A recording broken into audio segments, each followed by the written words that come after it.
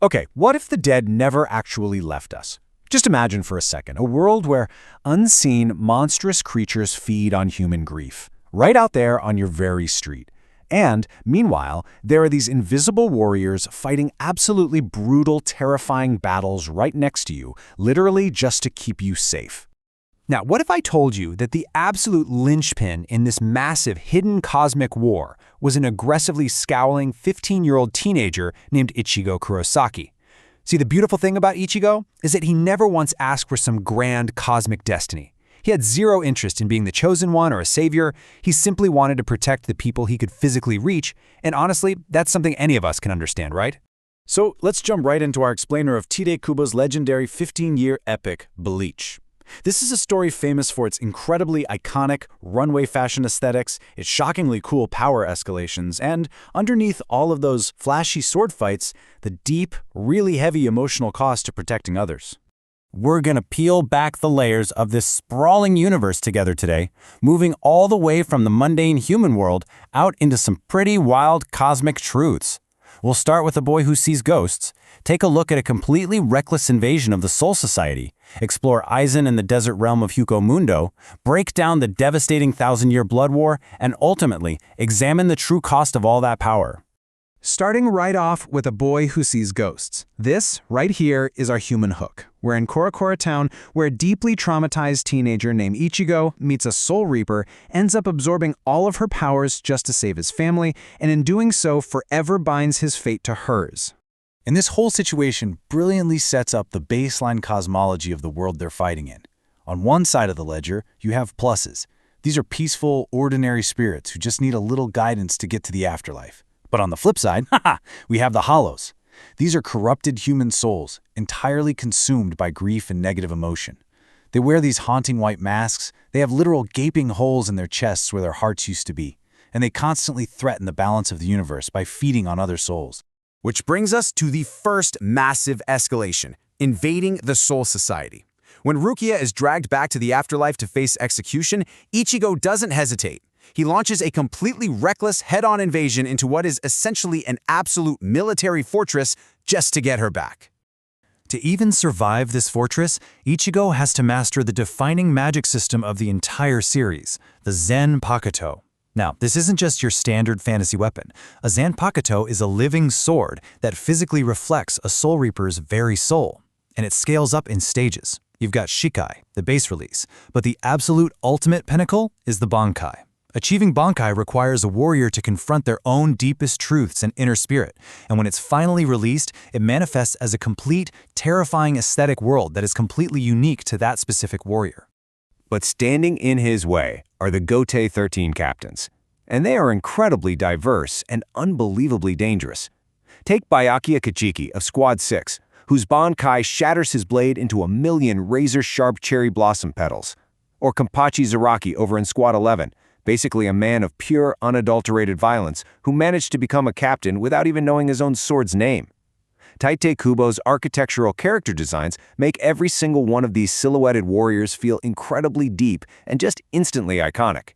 Moving on to the Cosmic War, Aizen and Mundo. Just as the invasion hits its peak, we get hit with a truly grand betrayal. The gentle, soft-spoken Captain Aizen reveals he faked his own death and has been pulling the strings, manipulating literally everyone from the very beginning.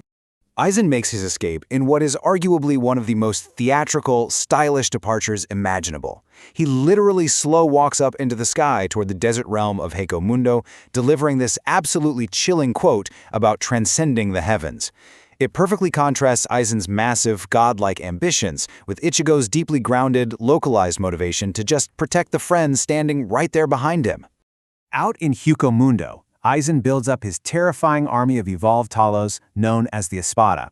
And what's super fascinating here is how their immense power and their distinct personalities are all fundamentally rooted in specific philosophical aspects of death. You have Stark representing loneliness, Baragan representing old age, and Okiora Seifer representing pure nothingness. They are literally the concepts of mortality made flesh, just waiting out there for Ichigo. Looking at how this whole thing builds over time, Ichigo is constantly forced to escalate his power. He goes from infiltrating the Soul Society straight to rescuing his friend in Hyuko Mundo, and it all eventually collides in fake Karakura Town, where Ichigo makes the brutal choice to sacrifice his abilities entirely just to seal Aizen away, before tragically, yet triumphantly, having to earn them all back. Now we hit the Thousand-Year Blood War. This is the devastating final act. Yhwach and his hidden Quincy Empire invade, and they bring this unmatched structural violence to the table by actually stealing Bankais and slaughtering the military's oldest pillars. It's totally ruthless. And at the dead center of this massive blood war is the monstrous political reality of the Soul King. Supposedly, he is the linchpin of all existence, the one maintaining the boundary between the worlds. But the secret? He's actually a mutilated, imprisoned god reduced to a mere vessel. And this is exactly where Yhwach makes an incredibly seductive villain argument. By killing the Soul King and destroying the boundary of death itself, he claims he can remove all fear and human suffering forever.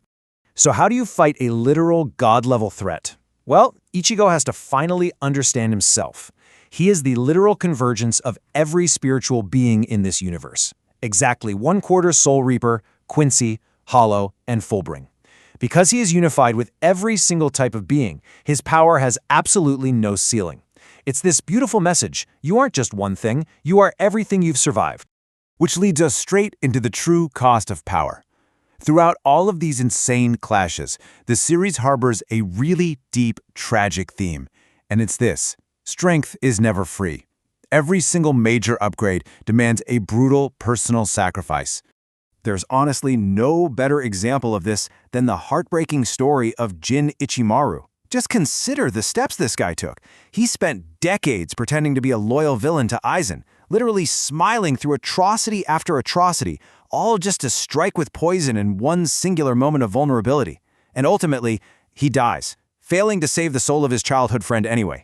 His entire villainous life was essentially a love story told in negative space. It shows us exactly what a person is willing to endure for just a split second of a chance to protect someone they love.